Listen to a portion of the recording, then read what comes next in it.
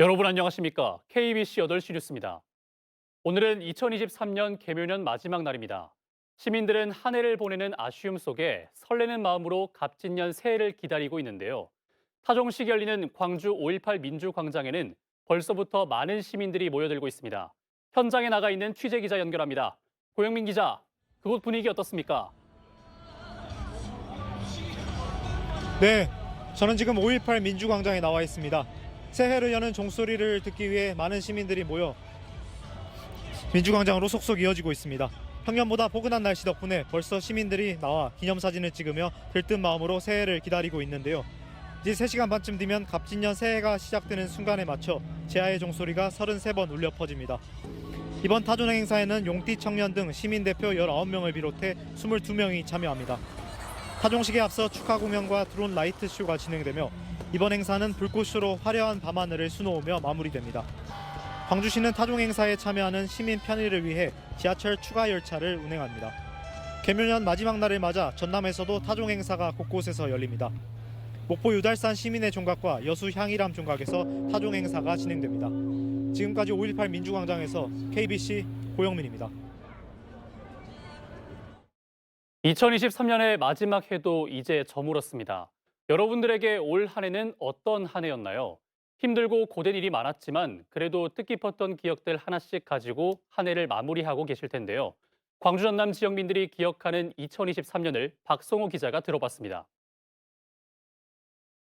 법정 관리에 들어간 대유 위니아 등 불확실한 경제 상황 속 크게 휘청였던 지역 기업들. 내수시장은 끝모를 부진에 빠졌는데 원자재 값과 인건비는 가파르게 오르면서 힘겨운 시간이 계속됐습니다. 아마 내년에는 올해보다 더 어려운 한 해가 될 것으로 그렇게 지금 예상되고 있습니다. 특히 고금리 문제가 해결돼야 될 것 같고요. 그리고 지금 또 노동시장의 유연성이 확보돼야 될 것 같고. 경제 불안과 더불어 치솟는 생활 물가에 지역민들의 지갑도 얇아지면서 소상공인의 삶 역시 팍팍하기만 했습니다. 올해는 물가가 많이 올라서 손님들도 많이 줄어들어서 힘들었는데 내년에는 다시 내려가고 손님들도 많이 찾아주셨으면 좋겠어요. 1년 넘게 청년 취업자가 줄기만 하는 상황 속에서도 대학 졸업을 앞둔 청년들은 여전히 고군분투하며 하루하루를 이어가고 있습니다. 저도 취업 준비를 해야 되니까 다른 자격증이나 그런 거를 잘 취득을 해서 제가 원하는 꿈 이뤘으면 좋겠어요. 모두가 어려웠던 한 해였지만 그래도 희망은 있습니다.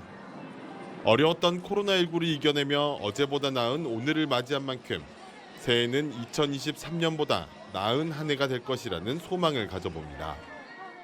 저희가 코로나 때문에 좀 힘들었는데 올 한 해는 좀 잘 돼서 잘 풀렸고요.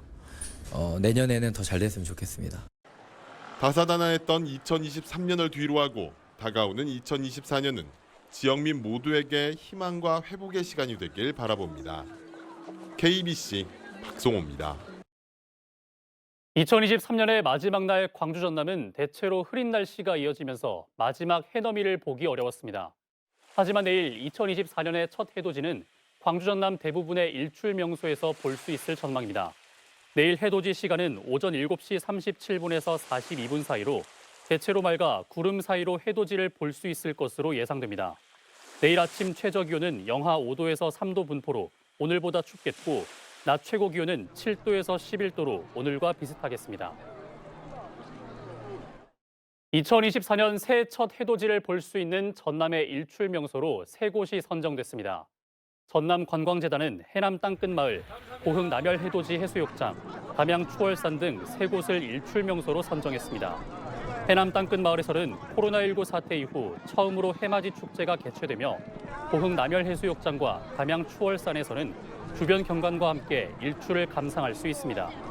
광주 일출 명소인 동구 너릿제 옛길 정상과 서구 금당산 인공폭포 광장, 남구 월산 근린공원에서도 떡국 나눔 등 해맞이 행사가 열립니다.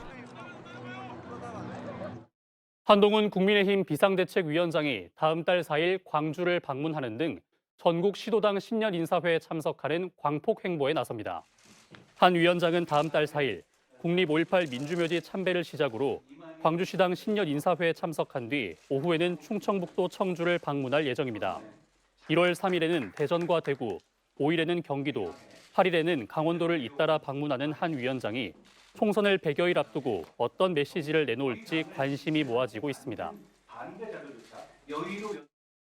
축산식품에 대한 소비기한 표시 제도가 새해부터 의무화됩니다. 내년 1월 1일부터는 제조 또는 가공하는 축산식품에 유통기한이 아닌 소비자가 섭취 가능한 소비기한을 반드시 표시해야 합니다. 축산식품에 대한 유통기한 제도가 소비기한 제도로 바뀌는 것은 38년 만입니다. 지난 10년간 공공의료의 한 축을 담당해왔던 광주시립 제2요양병원이 오늘 폐원됐습니다. 위탁을 맡은 전남대병원이 경영난을 이기지 못하고 운영을 포기한 건데 새 운영자도 나타나지 않아 결국 완전히 문을 닫게 됐습니다. 김재현 기자의 보도입니다. 광주광역시 남구에 위치한 광주시립 제2요양병원. 지난 2013년 7월 개원 이후 10년간 전남대병원이 위탁을 맡아 전체 196병상을 운영해왔습니다. 하지만 최근 누적되는 적자를 감당할 수 없게 된 전남대병원이 운영을 포기했고 광주시가 새 운영자를 찾지 못하며 결국 폐업했습니다. 폐원이 되면서 병원 부지와 건물도 바뀐 법에 따라 더 이상 의료시설로 활용이 불가능해져 제2요양병원이 다시 문을 열 가능성도 사라졌습니다. 우리가 시에서 그렇게 하든지 예산 방안을 어떻게 하든지 검토를 해야 됩니다. 보건의료노조는 새 위탁 운영자를 찾을 때까지만이라도 운영 계약을 연장해야 한다고 주장했지만 광주시와 전남대병원은 합의를 이루지 못했습니다. 광주시는 지역 내 민간 요양병원의 병상이 남아도는 상황에서 적자에 대한 일정 금액 이상의 지원이 불가능하다고 밝혔고 전남대병원도 적자 해소에 대한 지원이 없다면 운영이 힘들다고 판단했습니다. 최종적으로 저번 주에 이제 전대병원에서 좀 노력을 한 번 더 했었지 않습니까? 근데 이제 그런 게 이제 종결된 상태에서 또 다른 공공요양병원인 광주시립 제1요양병원도 적자를 감당하지 못해 운영을 포기하겠다는 입장을 밝힌 가운데 지역 공공의료 정책에 대한 전반적인 재검토가 필요하다는 지적입니다. KBC 김재현입니다. 이어서 희망 2024 나눔 캠페인에 참여해 주신 분들입니다. 먼저 보성군 보성읍 발근안과 직원들이 100만 원을 보내주셨습니다. 이어서 화순군 이양면 품평1리 이화규 이장 등 주민들이 10만 원, 보성군 보성읍 용문1리 주민들이 20만 6천 원, 노동면 감정리 주민들이 10만 원, 노동면 학동리 주민들이 21만 원, 담양군 월산면 새마을 부녀회 회원들이 10만 원을 보내주셨습니다. 소중한 성금을 보내주셔서 감사합니다. 심뇌혈관 질환 지휘본부 역할을 할 국립심뇌혈관연구소 설립이 본격적으로 추진됩니다.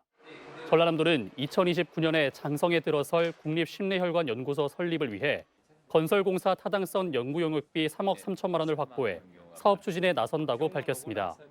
총 사업비 1,001억 원이 투입되는 국립심뇌혈관연구소는 심뇌혈관 질환 연구 역량을 결집하고 선도하는 국립연구기관입니다. 전라남도 교육청이 학부모와 교직원을 위한 온라인 법무행정 서비스를 새해부터 시작합니다. 전남도 교육청은 다양한 법무행정 정보를 담은 전용 홈페이지를 구축해 운영하고 학부모 상담 변호사 6명을 위촉했습니다.